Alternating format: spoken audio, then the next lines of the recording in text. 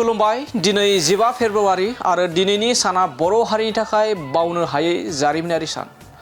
आरो दिनै दुलाराय बर' फरायसा आफादनि 58थि गायसनथाय सान 1967 मायथाइनि 15 फेब्रुवारि थामहिनबा दिनैनि सानावनो एबा दिनैनि खालारावनो क'क्राझार ट्राइबेल रेस्ट हाउसआव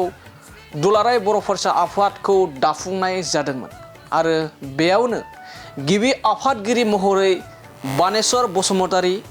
जायखौ दिनै जों एबा जाय गेदेमाखौ दिनै जों मुगानि आगदारि बिमुंजों मान होनाय जायो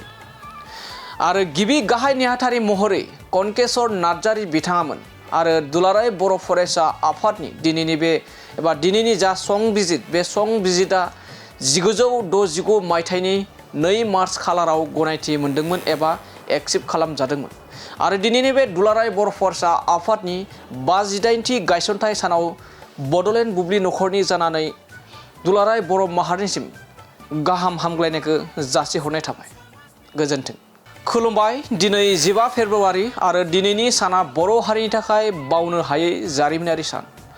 आरो दिनै दुलाराय बर' फरायसा आफादनि 58थि गायसनथाय सान 1967 मायथाइनि 15 फेब्रुवारि थामहिनबा दिनैनि सानावनो एबा दिनैनि खालारावनो क'क्राझार ट्राइबेल रेस्ट हाउसआव दुलाराय बर' फरायसा आफादखौ दाफुंनाय जादोंमोन आरो बेयावनो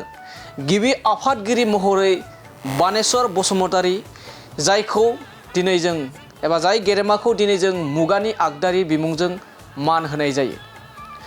आरो गिबि गाहाय नेहाथारि महरै कनकेश्वर नार्जारी बिथाङामोन आरो दुलाराय बर' फरायसा आफादनि दिनैनि बे एबा दिनैनि जा संबिजित बे संबिजिता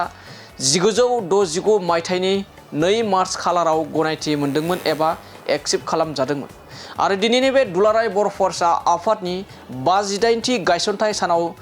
बड'लेण्ड बुब्लि नखरनि जानानै दुलाराय बर' माहारिनिसिम गाहाम हामग्लायनायखौ जासिहरनाय थाबाय। गोजोन्थों। खुलुमबाय दिनै 15 फेब्रुवारि आरो दिनैनि साना बर' हारिनि थाखाय बावनो हायै जारिमिनारि सान आरो दिनै दुलाराय बर' फरायसा आफादनि 58थि गायसनथाय सान 1967 मायथाइनि 15 फेब्रुवारि थामहिनबा दिनैनि सानावनो एबा दिनैनि खालारावनो क'क्राझार ट्राइबेल रेस्ट हाउसआव दुलाराय बर' फरायसा आफादखौ दाफुंनाय जादोंमोन आरो बेयावनो गिबि आफादगिरि महरै बानेश्वर बसुमतारी जायखौ दिनै जों एबा जाय गेदेमाखौ दिनै जों मुगानि आगदारि बिमुंजों मान होनाय जायो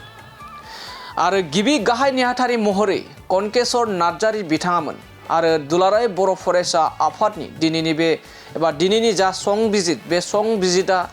1969 मायथाइनि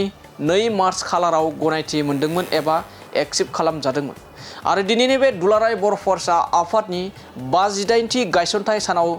बड'लेण्ड बुब्लि नखरनि जानानै दुलाराय बर' माहारिनिसिम गाहाम हामग्लायनायखौ जासिहरनाय थाबाय। गोजोन्थों।